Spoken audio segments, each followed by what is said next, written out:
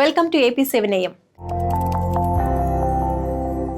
వాతావరణంలో ఆక్సిజన్ ఎక్కువైతే ఏం జరుగుతుంది? భూమి వాతావరణంలో జీవకోటికి ప్రాణాధారమైన ఆక్సిజన్ 21% ఉందని మనం పుస్తకాల్లో చదువుకున్నాం కదా.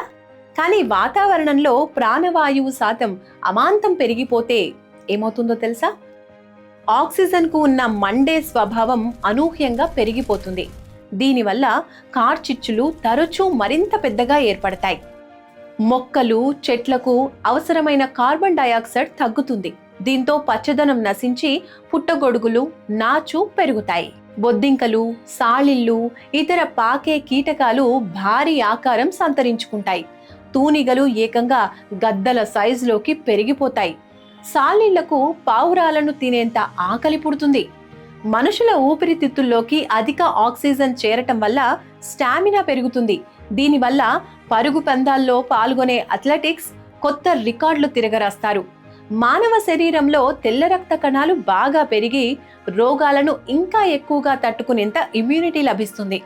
గాలి బరువు పెరిగి విమానాలు మరింత ఎత్తుకు ఎగరడం సాధ్యమవుతుంది. సూర్యకిరణాలను భూ వాతావరణం మరింతగా అడ్డుకోవటం వల్ల ఉష్ణోగ్రత తగ్గుతుంది. ఆకాశం ఇంకా ఎక్కువ నీలంగా కనిపిస్తుంది.